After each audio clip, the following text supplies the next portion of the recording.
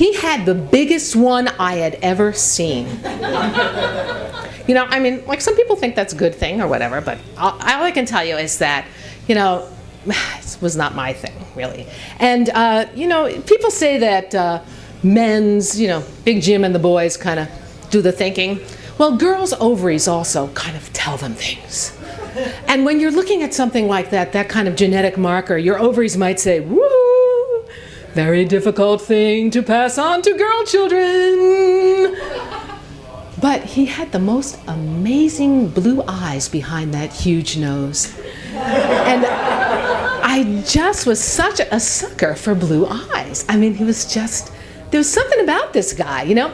He worked at the alarm company where I worked.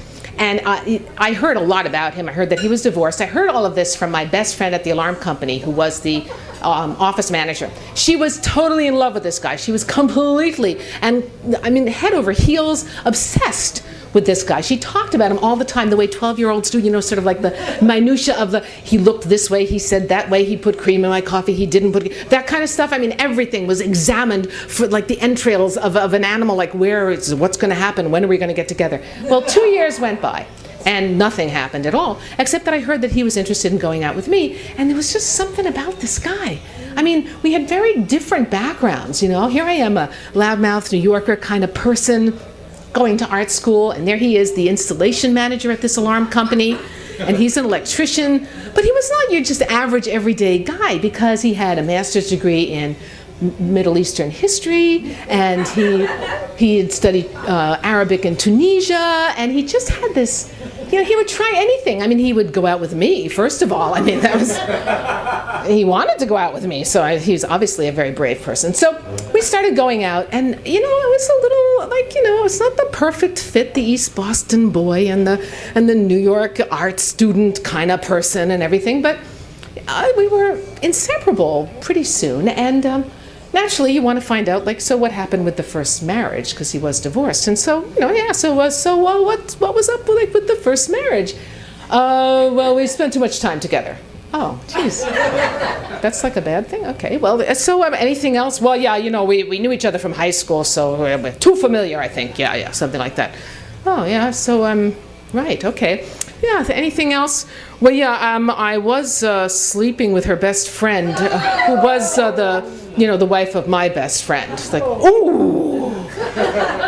Now, you think that had a little impact on the relationship or something? Yeah, so, yeah, but why didn't you tell? Well, you know, I forgot. I said, you forgot? Really? That's amazing. I said, so you've been divorced? Well, no, actually, we're not really divorced yet. What? You're not divorced? What do you mean you're not divorced? Well, we forgot. It's like, you forgot? How did you forget to get divorced? I haven't seen this person in 2 years. I mean, but how you forgot? Well, it took us a while to sort out, you know, between the two of us, what he was going to remember and what I was going to forget and everything. But in that time, I remember telling my sister about this, and my sister said, oh my gosh, she said, really? I said, I don't know what it is about this guy. I am just so, it's crazy. Why should I be I mean, but I just feel like we're destined for each other. If you ever hear I'm going to marry this guy, I want you to hit me in the head with a baseball bat. I want you to promise me that you'll do that. Well, she's my younger sister. It was very easy for her to promise that. And, you know, so 5 years go by, and we work out, you know, what he's going to remember, like he's married and all that kind of good stuff, and what I'm going to forget and everything. And on a beautiful summer day, we're out in a beautiful field, and he asks me to marry him, and I say yes.